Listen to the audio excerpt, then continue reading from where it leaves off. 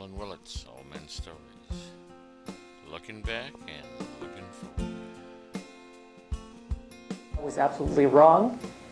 We have gotten through 100 shows and one of Old Men's Stories, proving that we can come up with something to say for 100 Mondays in a row. Absolutely. Well, We're infinite. I said we're infinite. We're infinite beings. We have infinite activities we can do in infinite directions. Just because we have limitations doesn't mean we don't have infinite possibilities. Okay? They just are limited to specific directions. I don't think I'm ready to go into a spaceship and step out the door yet. Ben, I have a suit for that. However, the point of Old Men's Stories, for those of you who are unfamiliar with it and haven't seen Roland drive by in his RV with the Old Men's Stories logo in the back, is that we are here to tell stories. Being able to open your mouth and say, this is what happened, is not the hallmarks of being able to tell a story. What makes you a master storyteller is the understanding that you are becoming the story. You are living the story. You're reliving the story of your life. And the longer you live, the older that you get. No matter whether you are happy at the end or sad at the end, it's still a story. And what Old Men's Stories is about is remembering that you have a story for just about anything at all. I want to ask you a question. Sure. Since you started, have you noticed during the week that you look a little more attention to the activities you're doing because you're going to look at creating a story from them? You might create, hey, that might be a nice story. Have you looked at it and get a little more details into it, put a little more drama into it? I would say a little bit. Great. I'll give it a little bit. I'll be more positive and say yes a little bit. But the truth of the matter is that I've always had that love of attention to detail. I have this memory for things and occasions and places that as my friends call it, I have this freaky photographic memory sometimes. And I'll tell them what they were doing at the time and what led up to it and how I reacted to things as if it had happened yesterday, but it was a number of years ago. And someone will say, I don't remember that. And I'll recount exactly what happens, and they'll say, oh yeah, that's kind of scary you can do that. But the truth of the matter is that everything in life has the potential to be a story, no matter how ordinary it might seem, because what is ordinary to us can be extraordinary to someone else. Exactly. And I'm really kind of scared because I've started to get into the phase of my life to where I can say, when I was young, I remember this. And somebody else will say, I can't even conceive of that. That's so weird.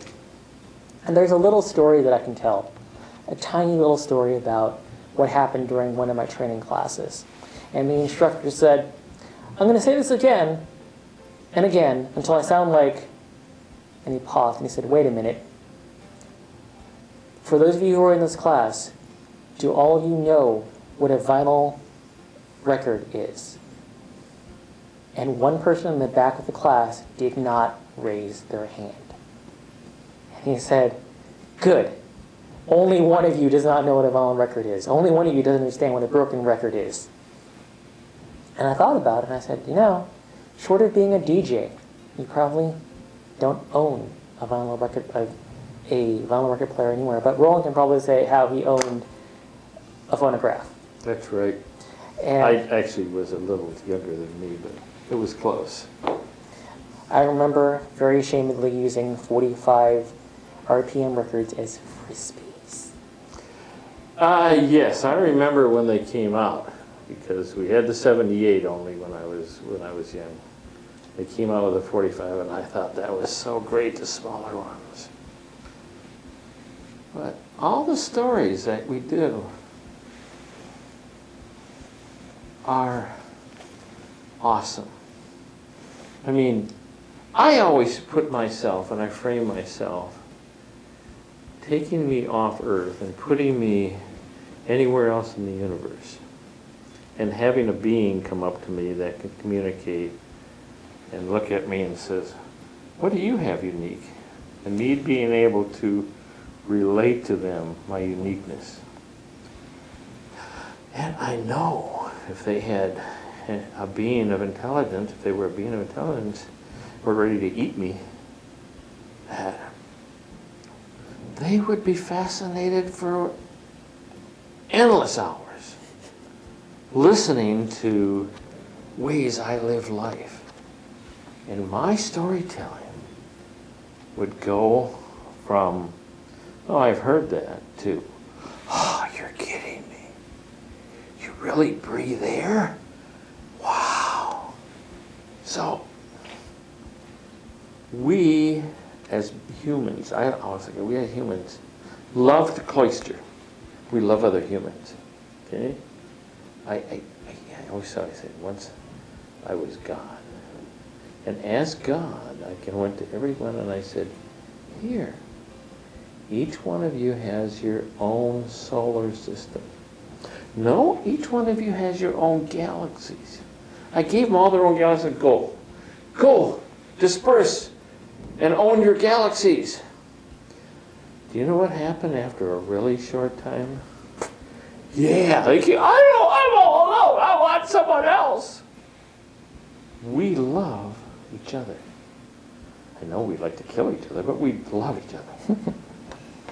And one of the relationship things about us is our ability to use our memories to recall things and to create communication from them. And it's one of the things we all have. I wish they remembered. I wish I could leave them with something. And the ability to tell stories creates that. And that's a gift that Old Men Stories is working at to give you. Yeah.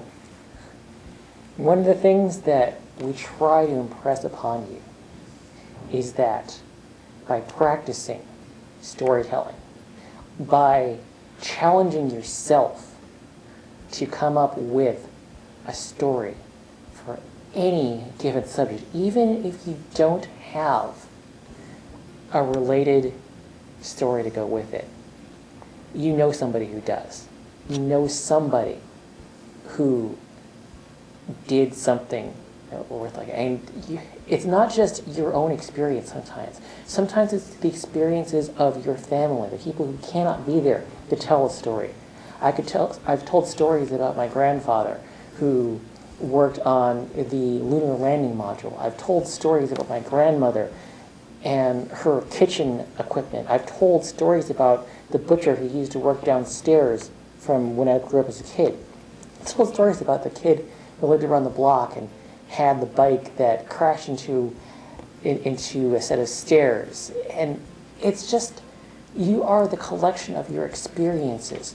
And if no one knows of even 1/10 of your experiences, 1/100th of your experiences, they don't have a true picture of who you are.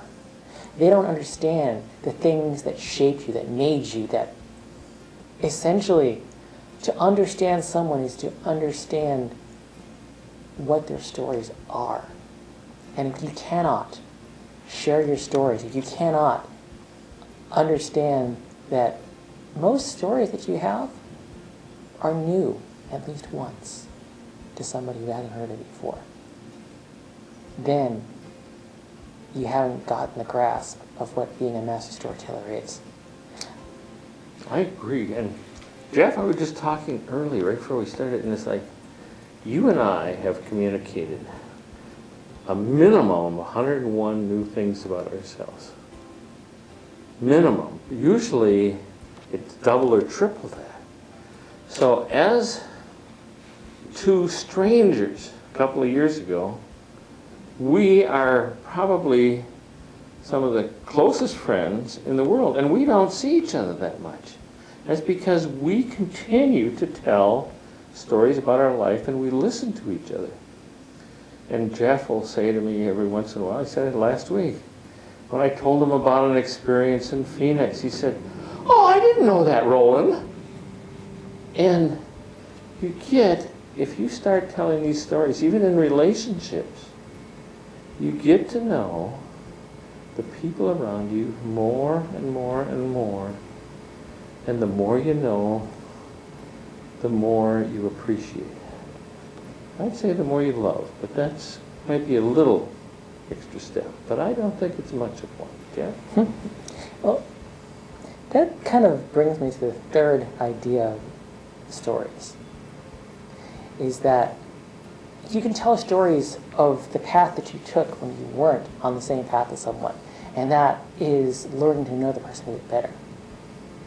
But one of the harder things to tell sometimes is a shared story where two people, or more than two people, are present at the same time. Each person has their own perspective on what happened in that story. And being able to agree on what happened between the 2 or 3 or 5 of you is an interesting task all of a sudden. Something we should cover in a future I episode like of that. Stories. I like that. Really worked good. Because when it comes down to it, how many fights that you've had with other people boil down to, well, that's not what happened. Or you said this and I said this. Or I don't remember it that way. But if both of you have a common story framework, a way of seeing what happened objectively as an observer, then you'll find that you agree with what happened more often than not.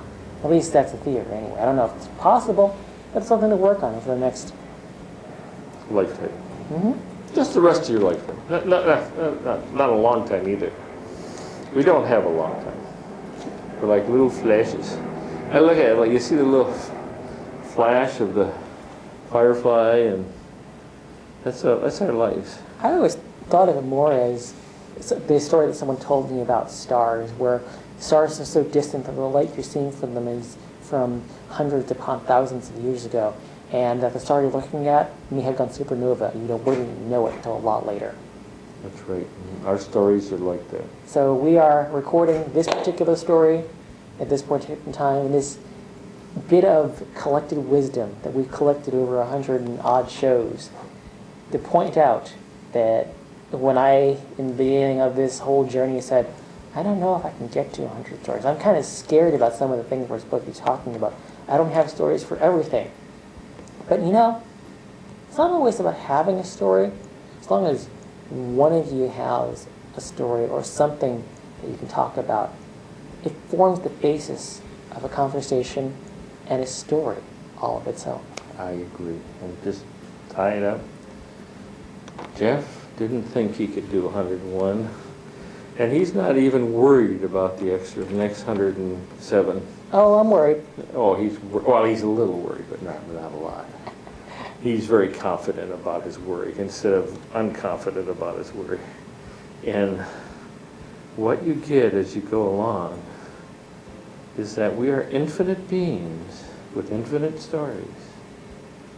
And learning how to tell stories and getting that confidence of telling stories is just phenomenal. I've had a phenomenal experience. And you'll start seeing, look at OMSstories.com, you find how great it is. Thank you.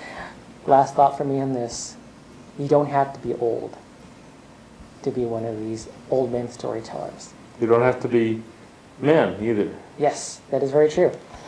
And realistically, all you really need to do to tell what we call an old man story is just say, I was there when, or some variation thereof. And this is a note to those people who want to follow in our footsteps and tell stories of their own, to just start. Old men's stories. One day, telling stories.